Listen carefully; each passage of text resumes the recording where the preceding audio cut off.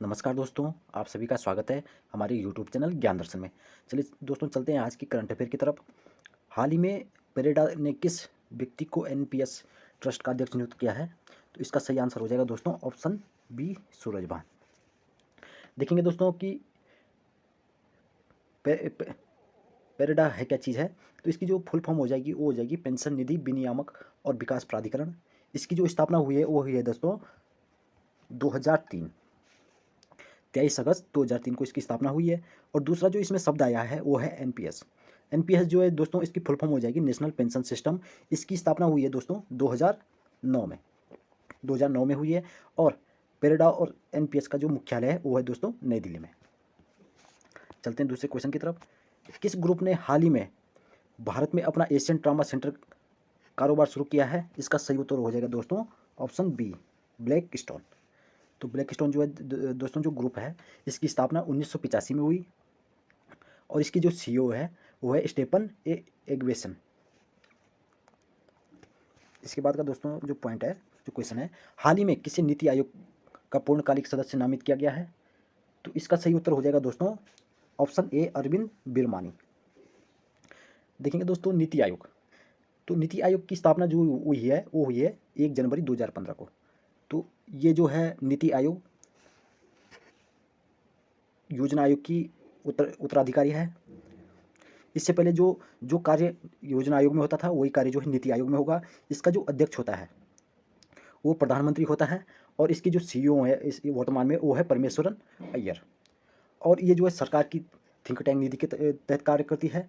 और योजना आयोग की जो स्थापना हुई थी वो 1952 में हुई थी, 51-52 में। तो वहाँ से लेके 2015 तक तो योजना आयोग चली। उसके बाद जो है अब जो है नीति आयोग इसका कार्य कर रही है।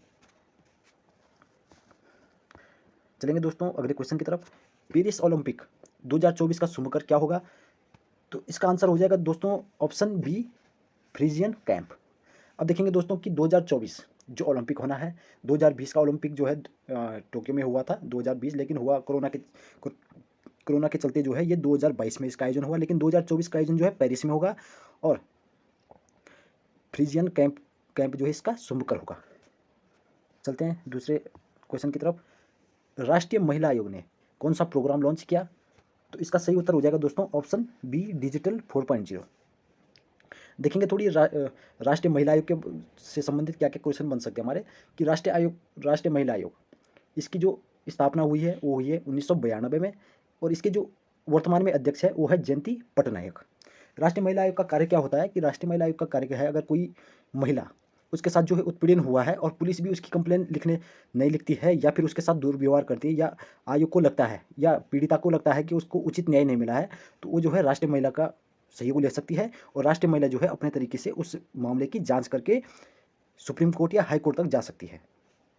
ये आयोग की स्थापना इसलिए हुई है क्योंकि 1992 से पहले महिलाओं की जो है उनके साथ न्याय मिलना मुश्किल था। पहले तो महिलाएं जो है न्याय के लिए गुहार नहीं करती थी, अगर जो है गुहार भी करती थी तो उनको जो है न्याय मिलना बहुत कठिन हो जाता था, क्योंकि व्यक्ति की पहुंच शासन प्रशासन तक होती थी, तो महिलाओं की पहुंच कहीं भी नहीं हो पाती थी। तो इसलिए जो है महिला आयोग का गठन किया गया। उसी प्रकार से जो है अन्य आयोगों का भी जो है गठन किया गया। चलते हैं दोस्तों, इसकी जो बात जो क्वेश्चन है वो है भारत स्टील उत्पादन में कौन सा देश बना है? हाल ही में भारत जो है स्टील का दूसरा उत्पादक राष्ट्र बना है। भारत ने जो है जापान को पिछाड़कर दूसरे नंबर पर आ गया। और पहले नंबर पर जो है चाइना है, फर्स्ट पे जो है चीन देश जो है इसमें प्रथम स्थान पे है। स्टील उत्पादन से संबंधित है दोस्तों, जो कच्चा माल है उससे संबंधित है। तो पहले नंबर पे चाइना हो गया, दूसरे पे भारत है और तीसरे पे जापान है। चलेंगे दोस्तों अगले क्वेश्चन की तरफ। हाल ही में किस देश की एजेंसी ने चंद्रमा पर आर्टेमिक फर्स्ट लॉन्च किया? इसका सही उत्तर हो जाएगा दोस्तों यूएसए। अब देखेंगे दोस्तों यूएसए से संबंधित क्वेश्चन। तो यूएसए की जो एजेंसी है वो जो है नासा है।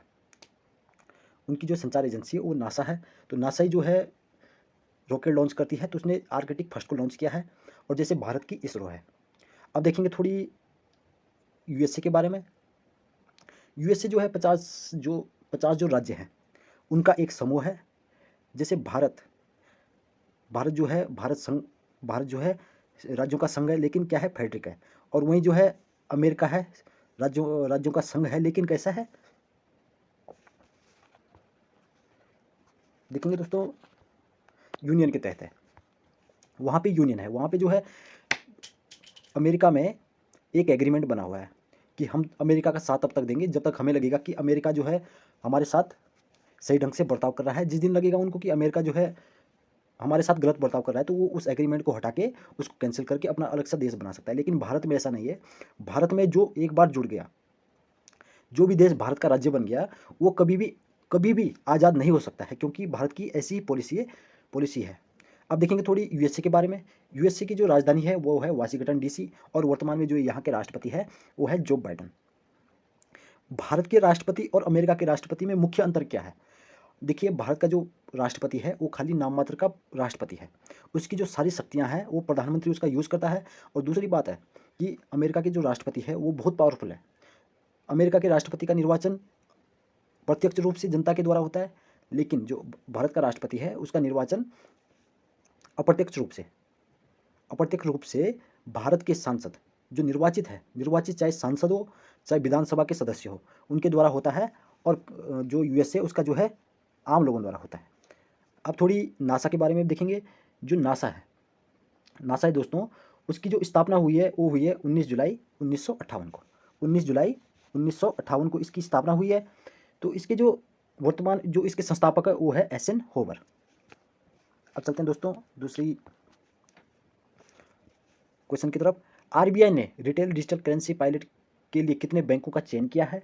तो इसमें हो जाएंगे दोस्तों ऑप्शन सी, 5 बैंकों का चयन किया है। तो देखेंगे 5 बैंक कौन कौन से हैं। पहला तो हो जाएगा स्टेट बैंक ऑफ इंडिया, दूसरा हो जाएगा आईसीआईसीआई बैंक ऑफ इंडिया, तीसरा हो जाएगा आईडीएफसी फर्स्ट बैंक, और चौथा हो जाएगा एचडीएफसी, और पांचवा हो जाएगा यस बैंक। यस बैंक के तहत आरबीआई की जो है स्थापना 1 अप्रैल 1935 को हुई थी। और किस अधिनियम के तहत हुई? वो हुई भारत शासन अधिनियम 1935 के तहत। 1949 में जो है इसको राष्ट्रीयकृत किया गया, और जब इसकी स्थापना हुई तब इसका बजट 5 करोड़ का था। अब चलते हैं दोस्तों अगले प्रश्न की तरफ। एशिया प्रशांत में सबसे बड़े डेटा सेंटर बाजारों में कितने भारतीय शहरों को शामिल किया गया है? तो इसका सही आंसर हो जाएगा दोस्तों ऑप्शन बी, 3 शहरों को। अब देखेंगे 3 शहर कौन कौन से हैं। वो हो जाएंगे आपके, पहला हो जाएगा, फर्स्ट हो जाएगा हैदराबाद। दूसरा हो जाएगा दोस्तों चेन्नई, और तीसरा हो जाएगा दोस्तों नई दिल्ली। तीसरा जो है नई दिल्ली, हमारी जो राजधानी है वो हो जाएगी। अब इसके बाद का जो क्वेश्चन है दोस्तों वो है जलवायु परिवर्तन सूचकांक 2023 में भारत किस स्थान पर रहा है? तो इसका सही आंसर हो जाएगा दोस्तों भारत रहा है ऑप्शन बी, 8वें स्थान पे।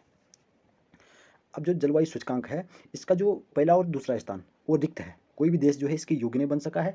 लेकिन तीसरा देश जो तीसरे स्थान पर रहा है वो है डेनमार्क, और तीसरे पे हो जाएगा डेनमार्क, और चौथे पे हो जाएगा आपका स्वीडन हो जाएगा। तो जो जलवायु परिवर्तन प्रदर्शक है उसके 63 जो सदस्य हैं उनमें से जो है इसका सूचकांक जारी होता है। चलेंगे अगले क्वेश्चन की तरफ। किस व्यक्ति ने मर्सिडीज ब्राजिलियाई F1 GP 2022 का खिताब जीता? इसका सही आंसर हो जाएगा दोस्तों जॉर्ज रसेल, ऑप्शन ए इसका सही आंसर हो जाएगा। इसके बाद का जो क्वेश्चन है दोस्तों वो हो जाएगा राष्ट्रीय मृगी दिवस कब मनाया जाता है? इसका सही आंसर हो जाएगा ऑप्शन ए, 17 नवंबर को। हाल ही में बाल दिवस भी मनाया गया। और इसके बाद का क्वेश्चन है दोस्तों विश्व सीओपीडी दिवस कब मनाया जाता है? इसका सही आंसर हो जाएगा ऑप्शन बी, 16 नवंबर को। अब सीओपीडी होता क्या है, इसकी फुल फॉर्म क्या है? यह है क्रोनिक ऑब्स्ट्रक्टिव प्रोमोबली डिजीजन, इसका जो है फुल फॉर्म है। इसके बाद का जो अंतिम क्वेश्चन है आज की वीडियो का वो है विश्व दर्शन दिवस कब मनाया जाता है? तो इसका सही आंसर हो जाएगा 17 नवंबर को। तो दोस्तों कैसी लगी आप सबको वीडियो? अगर वीडियो जो है अच्छी लगी है तो आप लाइक, सब्सक्राइब और शेयर ज़रूर करें। और अगर आप हमारी टेलीग्राम चैनल से जुड़ना चाहते हैं तो इस टेलीग्राम का जो चैनल का लिंक है वो आपको इस वीडियो के डिस्क्रिप्शन में मिल जाएगा। तो धन्यवाद दोस्तों।